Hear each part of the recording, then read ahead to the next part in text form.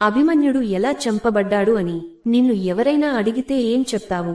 అప్పుడు మీకు బహుశా 2 సమాధానాలు ఉంటాయి. మొదటిది, కౌరవ సైన్యానికి చెందిన డజన్ల కొద్దీ యోధులు అభిమన్యుని చుట్టుముట్టి చంపారు. రెండవది, చక్రవ్యూహాన్ని ఎలా ఛేదించాలో అర్జునుడి ఉపదేశాన్ని వింటూనే సుభద్ర నిద్రలోకి జారుకుంది. దానివల్ల అభిమన్యుడు తన తల్లి గర్భంలో ఉండి చక్రవ్యూహాన్ని విచ్ఛిన్నం చేసే నైపుణ్యాన్ని వినలేక చక్రవ్యూహంలో చిక్కుకుని చంపబడ్డాడు. అయితే ఈ ప్రశ్నకు ఇది సరైన సమాధానం కాదు. ఈ ప్రశ్నకు సరైన సమాధానం కౌరవుల వ్యూహం.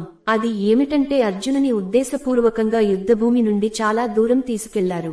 అందువలన తన కొడుకుని రక్షించడానికి సమయానికి చేరుకోలేకపోయాడు. ఒకవేళ అర్జునుడు అభిమన్యుని వదిలి వెళ్లలేదు అనుకోండి, అప్పుడు బహుశా ఎవరు అభిమన్యుని చంపగలిగేది? ప్రస్తుతానికి రణరంగం సిద్ధమైంది. అభిమన్యు, మోదీజీ ని చుట్టుముట్టడానికి అన్ని సన్నాహాలు జరిగాయి.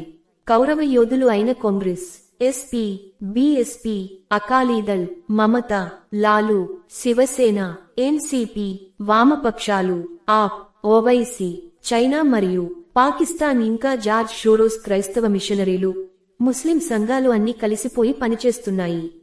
ఇప్పుడు చివరి వ్యూహంలో భాగంగా అర్జునుని యుద్ధభూమి నుండి దూరంగా ఉంచే ప్రయత్నాలు జరుగుతున్నాయి. అంటే హిందువులందరినీ కులాలుగా విభజించడం ద్వారా అర్జునుని యుద్ధభూమికి దూరంగా ఉంచినట్టే. అప్పుడు అభిమన్యుని ఈజీగా చంపవచ్చు. ఇప్పుడు చెప్పండి, నువ్వు అభిమన్యుని ఒంటరిగా వదిలేయడం కరెక్టేనా?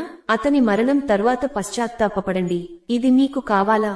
లేదా అతనితో పాటు నిలబడి అతనిని రక్షించుకుంటావా? గెలుపు కొరకు కర్తవ్యం బోధపడిందా?